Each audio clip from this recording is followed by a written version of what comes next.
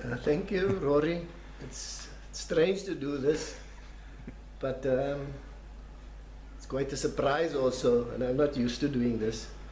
But starting, I come from Shoreville. In fact, I was born in Village Board, but I grew up in Shoreville.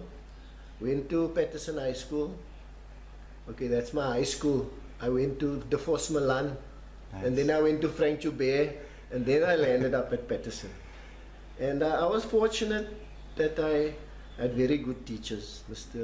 I am one of the fortunate people that was taught by Mr. George Botha. And at Patterson we had great teachers, so fortunate that at that time I was at Patterson. So, I didn't play hockey at first. Hockey was the furthest away from the sports. I was playing cricket for the school, I was playing football, and I did a lot of other things, but I never really thought that hockey would be one of my things that I'll play, you see. So I don't know if that's a good start. Yeah, I wanted to actually, I didn't want to interject while you were saying it now, but you mentioned something before you stayed in Shorter, you were where? What's it? Village Board. That is in Sidwell. Okay. Sidwell, you know where Commercial Road is? Yeah. That area. Okay. I actually was born there, and then we moved to Shoreville, and that's where I went to the Force Milan at primary school, and then I went to Frank Joubert, and then I landed up at Patterson. Okay, all the schools in the same zone in Shorter. Yes. Everyone's legacy is there. Yes. When did you get into, I mean, you're saying now you were more into cricket. What was the earliest recollection of some involvement with hockey? Or Man, I got a good friend. I know you know Georgie Kuhn. Oh, yes. So Georgie was playing hockey with Stephen Dry and Myron Poole and them. Yeah. And he kept on asking me, come play hockey. And then on Sunday afternoon I used to go with him to the field and watch the game. And then one Sunday I think Patterson was short. That's usually how it happens. And then I started playing, and after that was it. Patterson, was that now the school team or club team? No, that was the club team. Okay. We had a club team that played in the league on a Sunday afternoon. Patterson, they had a club team with Nico Lottering, Stephen Dry, Myron Pullen, yes, and Cedric Matroos, and all those guys played. So I was basically a very junior guy there. Yeah. And if the team was full, I didn't play. So sometimes I was kitted out, and then somebody comes late, and I must take off the strip again. So that's how I started. And I think maybe people who are listening to this now years later won't understand that there was no rolling substitutions then. So if you came off the field, you were off. And if the game is going well, you never get a chance in any case. But then and that is a big difference, because that time you had to really show some commitment. Whereas nowadays it seems the guy, if he doesn't get his way, he goes and joins a new club, and so people don't have the trust or whatever to keep at something, and but that is how I started, and it was I was just happy to be part of the team, you see. But then also what was good also at that time, that is when Alpha and Lakeside and these players, they were good, they had good players, and I just started playing. Now, I mean, you've got a history that eventually led up to you playing for other teams. You telling us you never had junior hockey, you never played school hockey, you basically just went straight into club hockey. Because that's quite an achievement in itself, because I mean, a lot of other players had some sort of history playing at different levels, and then eventually got into playing at provincial level. That's what we'll mention a bit later. Yours was just like jumping in at club level. That was the first time you saw hockey there. Did you stay with Patterson all the time, or? Man, I played with Patterson, and I had very good years with Patterson. only 2 years, because I was standard 9, I started playing matric. No, more than 2 years, because I worked 1 year before I went to Cape Town, and those were the years that I played for Patterson. So I think that really got me going, and I think also it was because of the players that I was playing with. I can recall, Stephen Dryden being at the back, and the Lambs were sent to the front, and if you play against Bluebells, you get sorted out in front, and Stephen and them, they sort the guys out at the back. So it was basically like that, where but as I played, I got more and more into the game, and eventually I started out as a left wing. That years, it seems if you want to hide your way, you play left wing. So that is how and then when I went to university, obviously what was also good is that guys like Patrick Knipp and Richie Dolly also found themselves in Cape Town. Yeah. And that's how the hockey thing, I'm sure if they weren't there, we wouldn't have continued playing the game, because who would we go to, Yeah. So that was also a very important thing. You're saying, I was talking to Gregory now the other day also, and he was talking about Patrick and everything like that. When you went to Cape Town now, you play for a club team? Was it a university team?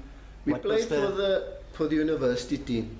So funny enough, what were they called? Were they called UWC? UWC. That time it was UWC. Okay. So we played. I think we started playing there because what happened is that we were a lot of PE guys, but the only 3 hockey playing guys were myself, Richie Dolly, and Patrick Knipp. And then we had a lot of other guys who played soccer in PE, but in Cape Town, because we were always moving together, we started playing hockey. See, with 1 or 2 guys from Queenstown, King Williamstown. So basically we were Eastern Cape team. And to be honest with you, with all my playing in PE for Patterson, but I think my groundbreaking years was in Cape Town, because there we had to take charge. Leadership role. In Patterson, I was just one of the guys, and if I played, I played. If I didn't play, I didn't play. Whereas when we went to Cape Town, the other players looked up at us to take the lead. So we found ourselves Richie Dolly in front, Patrick Knipp in the middle, and I'm at the back, and everybody around us. But that is, I would say, my best hockey years were, and my growing years and development years was in Cape Town. And it was quite a tough league in Cape Town, because Cape Town that time was the top hockey playing. Was Lions playing at that stage the Western Province, or? No, that was just before Lions, because I remember I went to go and watch Alpha play. I don't know, was it Lions, but they played at UWC.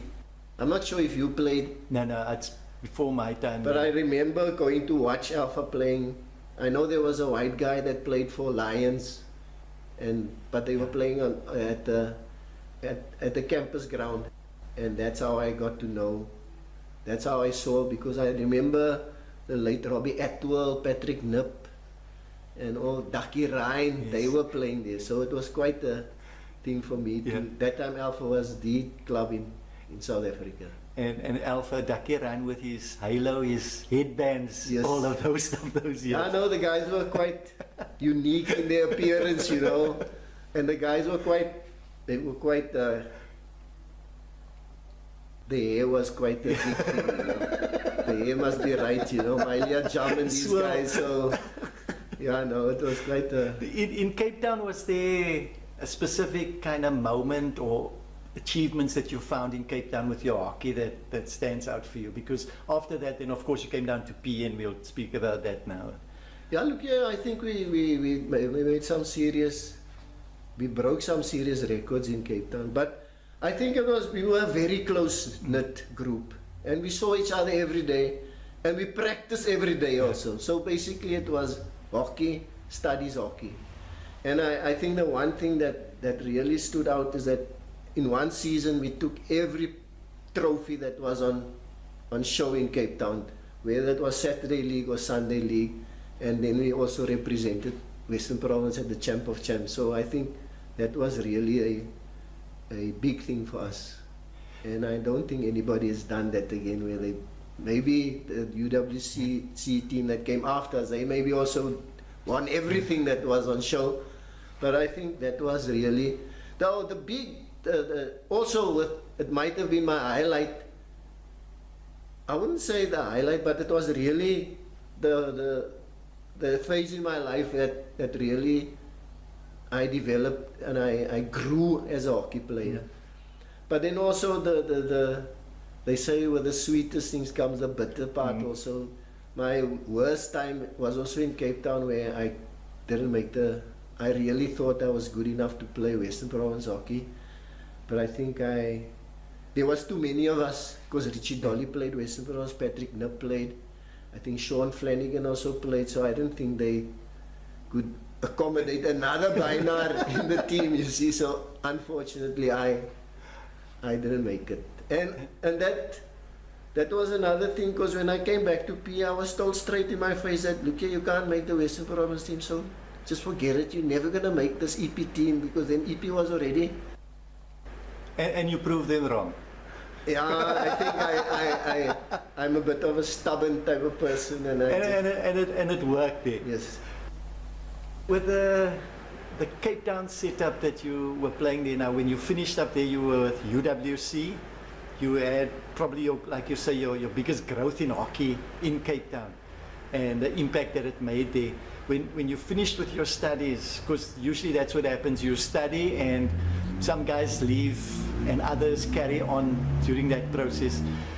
When you left there, did you leave with the other players, most of the other players that were like the Richards and Patrick, that was core of the team, or did you leave before, after them? And man, Rory, I think what was good is that we left together, because I think we finished together and we came home.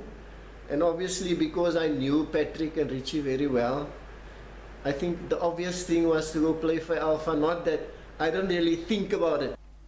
Yeah, I got these two guys that I've been playing all these years with, so it was just naturally for me to go join Alpha.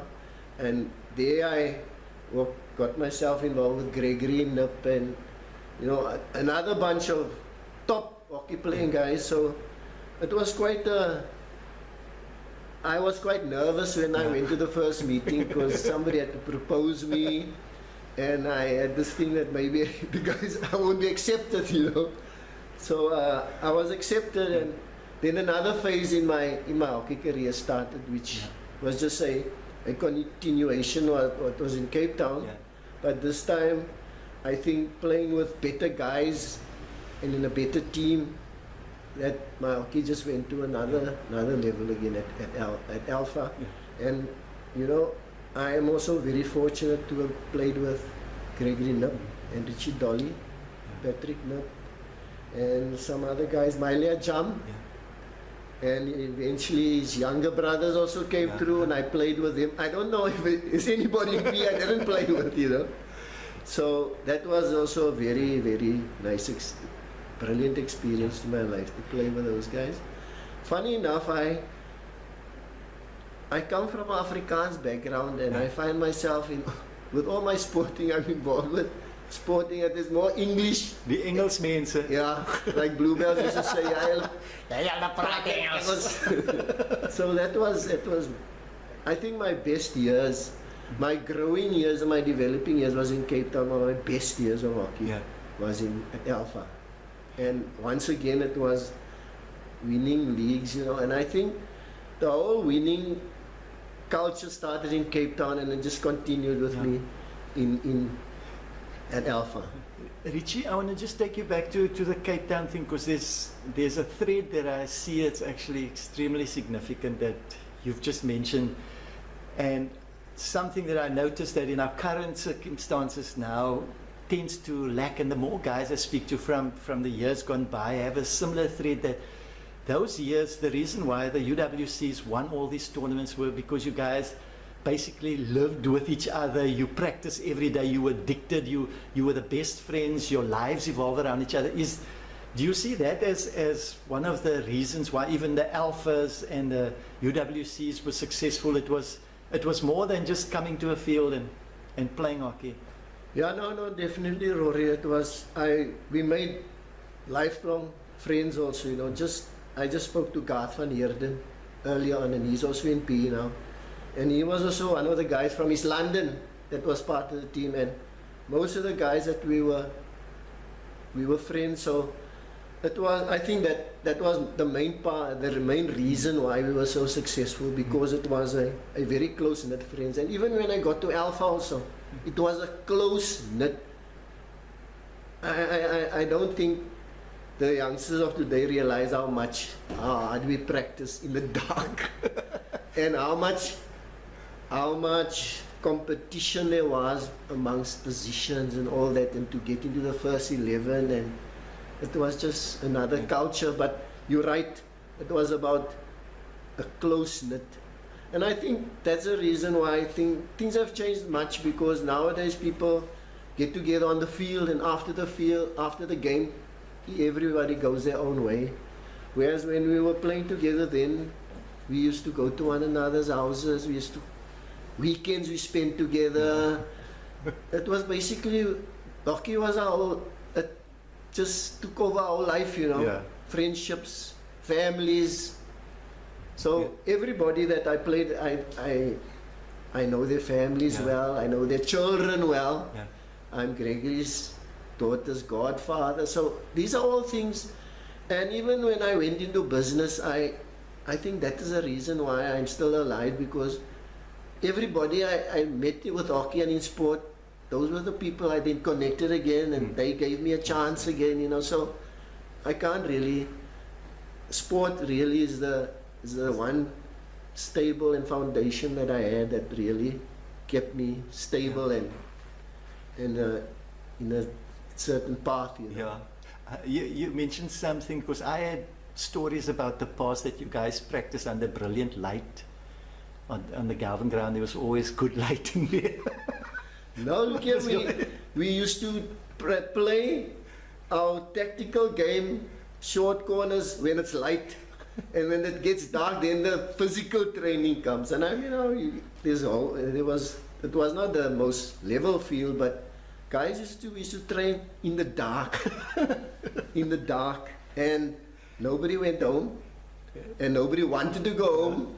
And at Alpha, Gregory was like a slave driver, you know. His standards were very high, and everybody else had to come up to that standard. And I suppose that's the reason why most of the guys that played at Alpha was brilliant hockey players. Your provincial career, you stayed with Alpha basically for most of your career, while pre-unification thing. Then your provincial career, any SA, that sort of part as a player. Man, Rory, again I must say I was fortunate. Firstly, I must say I don't regard myself as a very talented. So I had to work a little bit harder at fitness levels and all that to keep up with the guys. But it took me 2 years when I was in PE, and I think the reason why I got into the EP team is because of my connection with people like Gregory and Richie, and trying to emulate what they were doing and playing, trying to take them as an example, you know. So eventually I got into the EP team, and I think I was one of the first guys that got into the EP team, played my first game, scored a goal, and in my first year I got into the SA team also. Awesome. So I think maybe there was somebody looking down at me and helping me, you know, because I remember going to training when I was selected for the first time for EP, and I don't know if you still remember PJ. So PJ was staying in the flats. Yeah. And I used to pick him up. So the first night, as we're going to the EP training, he tells me, Richie, I don't think we're going to get a chance to play in this EP team. And now PJ has played EP before, so what am I supposed to think now? So because that time Travis de Kock He was the The left incumbent left wing, you see, and I couldn't see how I was going to play in this team. But then again, Travis got injured, and I got a chance, and then Travis never played again. It seems like he then sat on the bench, and that's how I took my chance, and then that's how I got into the team. I suppose me scoring a goal against Western Province was a big deal, so after that, I simply found myself in the team. And I mean, like I said earlier, I think what is brilliant about what your story tells us is that you started hockey relatively late in your career, and for you to have achieved provincial and national status in that time is the accolades there. But one thing I didn't mention, Rory, is the fact that while I was in PE and playing, when I came back from Cape Town, then I started teaching. And then my passion for the game got me involved in schools hockey. Okay. So I was at Arcadia Secondary. Arcadia, they didn't play hockey in Arcadia. So here I come and I start a hockey team with a couple with school guys who's basically, Arcadia was a football community, you know. And there was a guy, Selwyn Seal, that played at Arcadia, and he was one of the outstanding players that I met at school level, you see.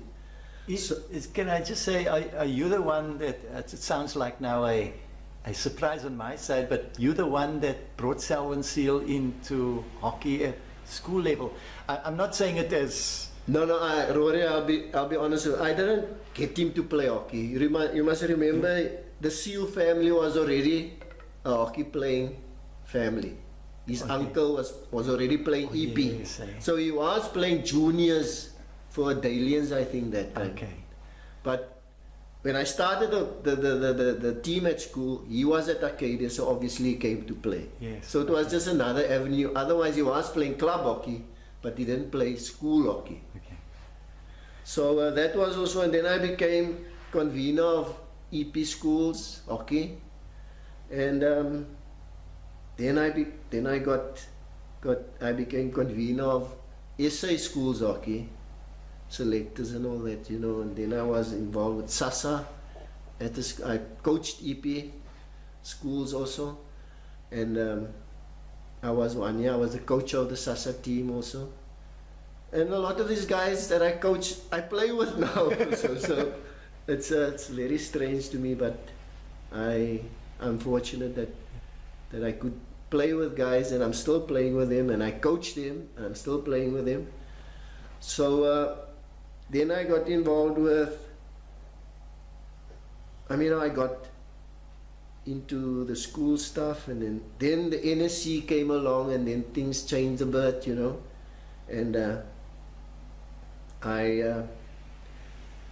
I got involved with it. I was in Sacros, because hockey was a strong follower of Sacros, and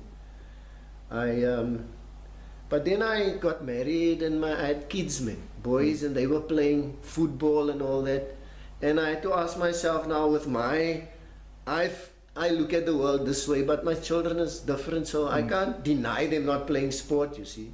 So I had to soften my stance and support them. So and some of my team, some of my colleagues in hockey, especially the ones from Cape Town, they never really forgave me for that. So until today, I'm not very, they don't really talk to me much, you know. If you're going to look at your coaching side now, because after that I want you just to mention a bit of your administrative role. You've mentioned some of the things with SA Hockey as conveners and all that sort of stuff also, but your role as a coach, is there something that you found that was significant, that you pushed like a silver thread or a gold thread that you pushed through all your coaching, that was important to you, a certain set of values or rules? Or Rory, I was, from a coaching point of view, I was always, I can tell you one thing, that I was discipline was the top priority to me, you see. So I can remember at school, a lot of the players had a problem with me, because if you're not in school, you don't play. So you had to get to school, and I think with some of the players, they don't come to school, but they pitch up at the field in the afternoon, and then they don't play. And that was just it, you know, discipline in terms of time and all that. And I remember I coached a team where your brother Aiden was playing. Now Aiden was a very laissez-faire type, brilliant player, but structure and time and punctuality wasn't one of his. I mean, Aiden used to come to field on a Sunday morning, and he come ask for socks, borrow socks and boots. And I had a problem because if you want to come here without socks and boots, you're not in the right frame of mind to play, you see. And I used to, and then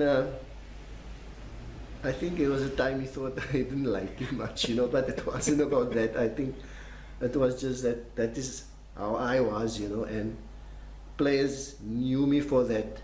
Yeah.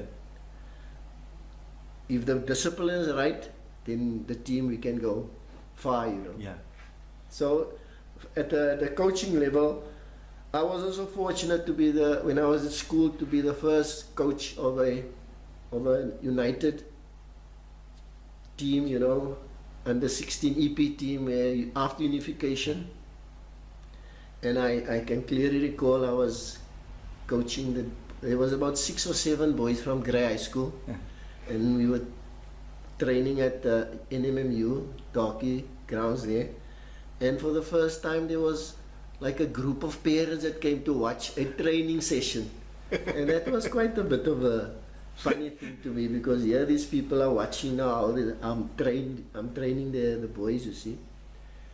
But that was also a big learning thing for me, because you know, you got to, now you're the coach and you're coaching Grey High School, and these guys are telling you, but my coach at school says we must do it this way, and I'm obviously saying something different. So that was something you had to negotiate yourself through, you know. But that was also very enriching. But from an administrative point of view, I was always involved with administration. When I was at university, I was chairman of the club. When I got to Alpha, it wasn't long I found myself to be chairman of Alpha. Even now, when I got to Galvin hockey, for a year or two I was chairman of Galvin also. So somehow, I suppose with what I did, people saw me as somebody who could be a leader in the club, you see. So I'm fortunate to have been administration, coaching, playing. And then I suppose, sometimes I wonder if this was one of my highlights, but I eventually found myself to be convener of selectors of SA, of the national team. But then some things, I don't know, I don't think I was made for that. I tried my best, but I think because we come from a certain background, certain things was never going to be right. It's like something wrong can't be right, you know. So somehow you try and go along and try and make your contribution, but if the situation or the people you're working with, if they're not genuine, I don't think.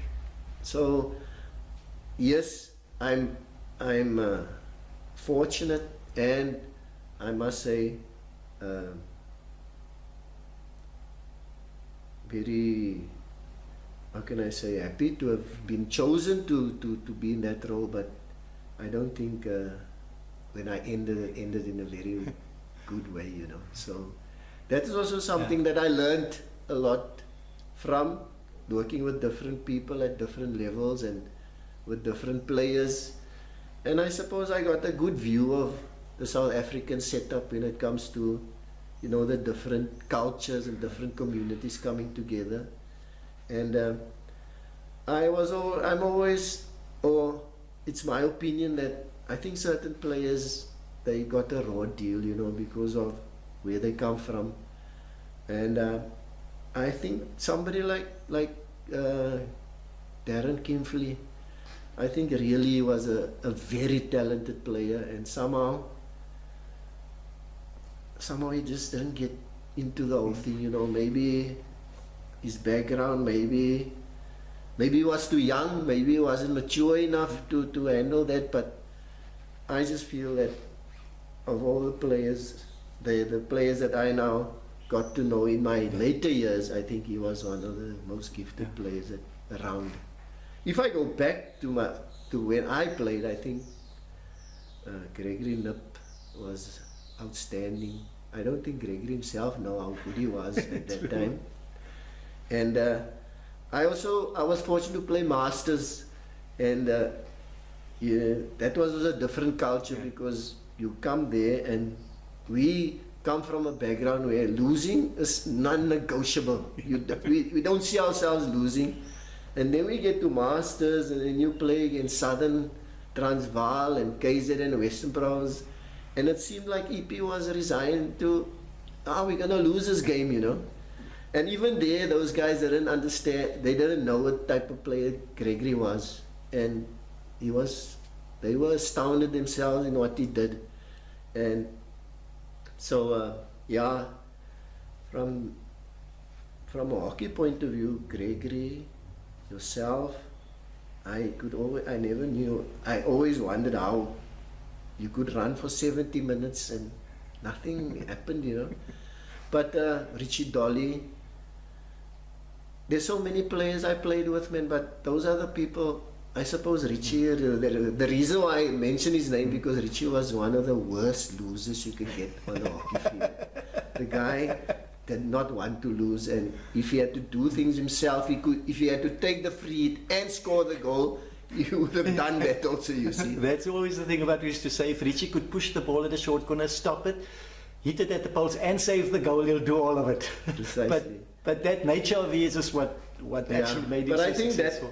But I think that winning, but I don't think it was just asking or wanting to win. The guys also knew what it takes to win and the hours they put in. Yeah. That is very important also.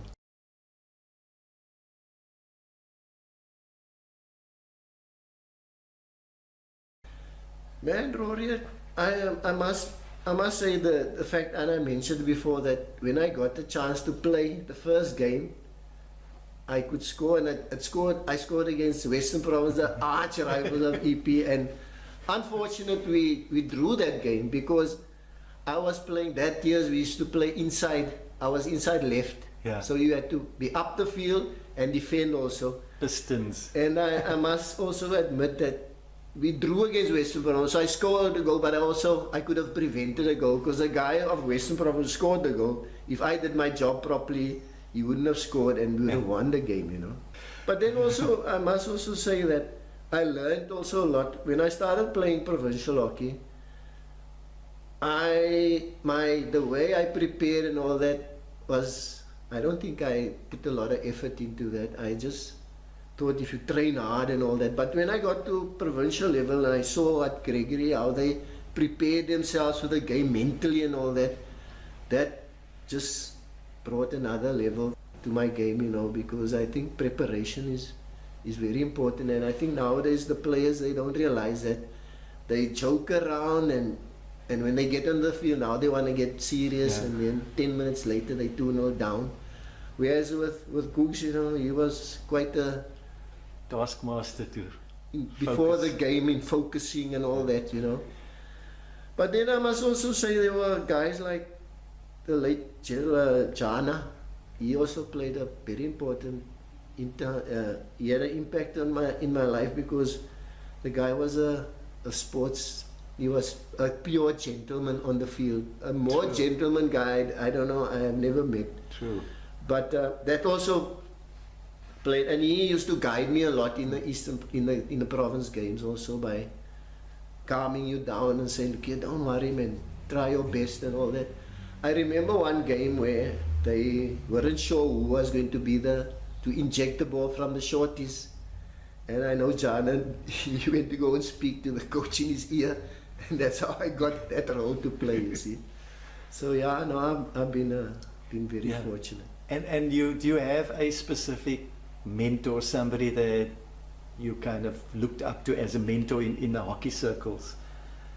Man, Rory, I can't really say. I know Georgie introduced me to the game. And myself and Georgie was like very rivals from small when we played together. So we were always trying who's going to be the best, whether it was cricket or hockey. So Georgie, he pushed me into the game. But I could, if I must really mention one or two guys, I think Gregory set the standard in terms of what a hockey player is supposed to, what you can do. So I think most of the time you were trying to push yourself to get where he was, you know. And then I think Mr. Peterson at Patterson played a big role also in my life in terms, because I come out of a family where my mother was the only one working, and she was never at home because she used to work shifts and all that. So I occupied my time at school, and that's where Mr. Peterson, I used to play cricket for the school and hockey and all that. So Mr. Peterson, he was like a person that used to come, and I found myself playing, and somehow he was always in the background. Come on, you can do better, you know, and all that. Maybe he saw something which we didn't see. So I'd say that two of those people, they really made an impact on an educational level. I think Mr. Botha also, he was always a teacher that used to tell us, look here, it's fine, people jump in the air around the hockey field and on the sports ground, but you must study. So, and I think he made it clear to us, it's fine playing sport, but you've got to, education is very important in your life, you see. Awesome. And I always tried to get that to my pupils and to the people I was playing with, that, look, it's fine, you're a brilliant guy in the field, but off the field, you're going to get hurt tomorrow. You need to educate yourself, you know.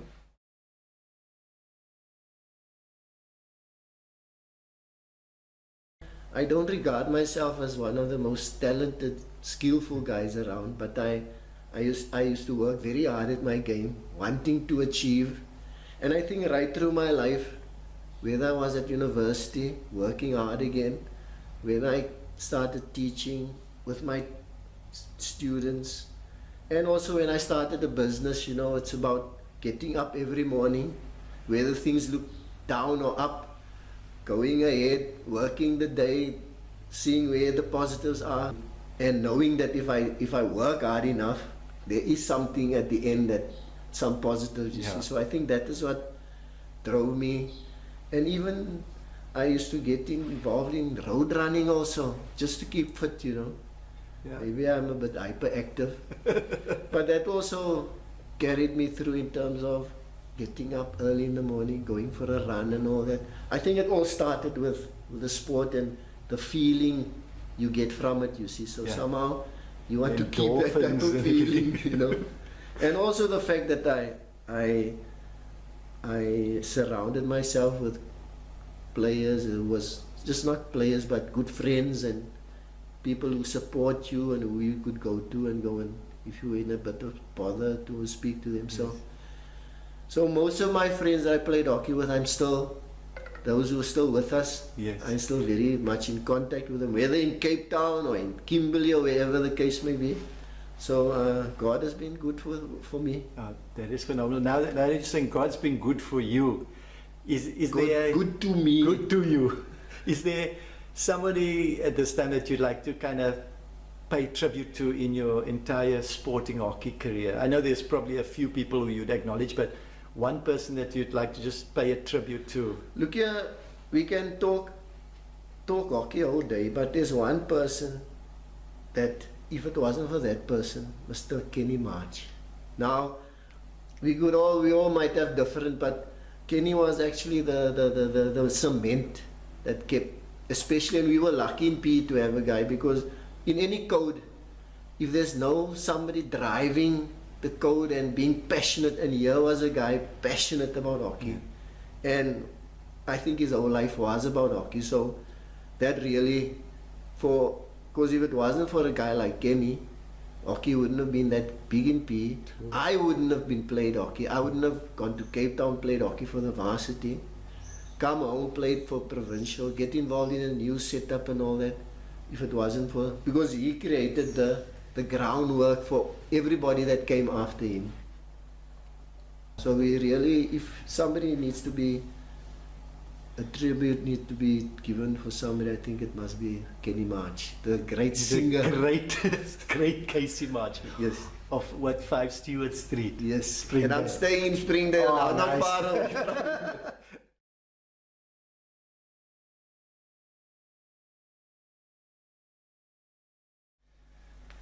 Man, Rory, maybe if I played earlier, if I started earlier, maybe I would have been a little bit better, you know, because I did start late. And then also, the one thing that I can say also is that sport, I've been very fortunate. I've played hockey with the best players.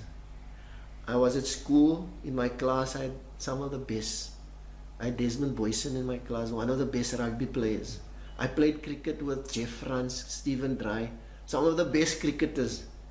So, really, my life has been blessed when it comes to sport. And I think if we were born a little bit later, maybe things would have been better.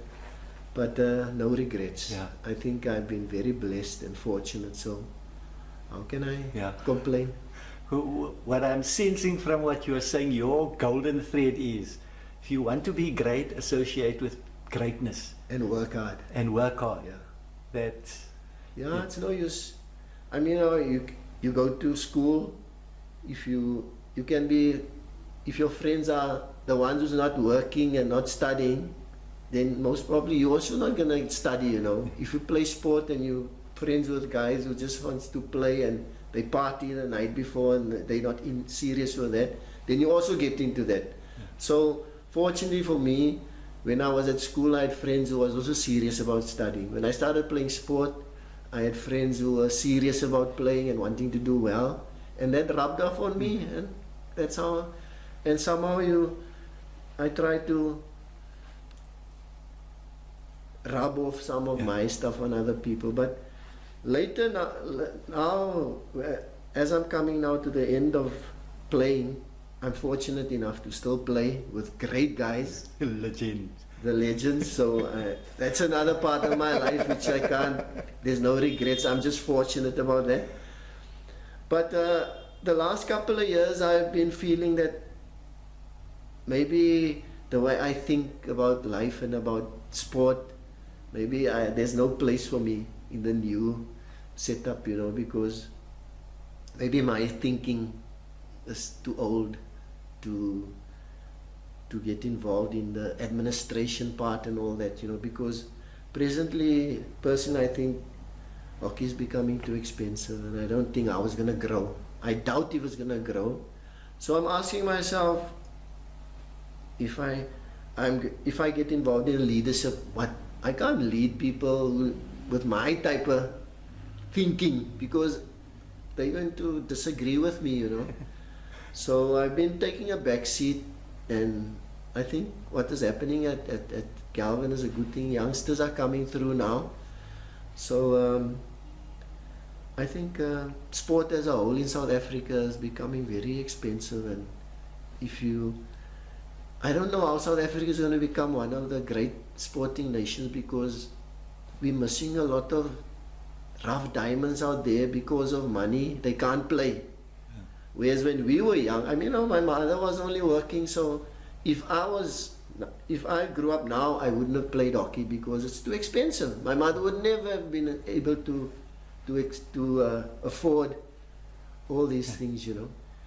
The price of a stick today is your season fee for like 5 years or something. That time when I started, I got a stick from somebody, and that time the strip was given back. Yeah. So when you get there, you get your strip, you put it on, and when you're done, you must give it back. So that is how I could survive. Yeah.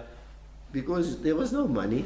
Yeah. And so I don't think I would have been able to. And I think about the youngsters, there must be a lot of youngsters out there who's very talented, but because of financial background, they'll never be able to play. Yeah. And that's a bit of a thing that I think we're going to struggle in future, getting good teams. Because if you can't get everybody to play, how are you going to identify where are the the diamonds, you know. Best talent there. I think, Richie, now as we basically end with this awesome interview that we have here, I think the underlying lesson that we're learning here is, yes, you might feel that it's outdated, that your philosophies and thinking, but I have to just say, always I look biblically, you look at the thing and it says, you're going to know people by their fruit. And if we look at your life, we look at your associate lives, the Gregory Nips, the Richard Dollies and everything, it's guys who have impacted the community, they've been best friends, they've created the top class hockey, they still have friendships today. That for me is an extremely successful formula. Without much resources, not good fields, not a lot of money, they were able to build iconic statuses and build something. So I think there's a lot in that. It's probably for the generation now to look at what can be taken from that area and apply it to them. I don't think it's your philosophies is outdated. I think it's probably so much more even relevant for today. So I think what this interview might do in the future is just give some youngster hope that if they start applying the philosophies that you have shared with us, that it might impact and actually get hockey back to that original state where Richie would get up in the morning and go run 4 o'clock on the beach and go umpire games without expectation of I want something out of it. I think your growing up in the sport was I want to give unconditionally. And I think that's the era that you brought through. So I just want to acknowledge on the recording here that what you have impacted has changed the past, it's changed the present, and I'm very sure that it will change the future by what you've shared with us. And I think your life and your philosophies are very relevant. It's just for the right people to come and take it and run with it. Rory, I must also thank you for, once again, I'm fortunate again, because I mean, of the many players I've played with and through the years, who's going to, I think I'm fortunate that you chose me to come and have this talk with, you know. So once again, God is good, and it's only, I can be grateful that this is happening, but I thank you for giving me this opportunity, and I'm sure you will find some people will find some wisdom in some things I said here today. Thanks. Awesome.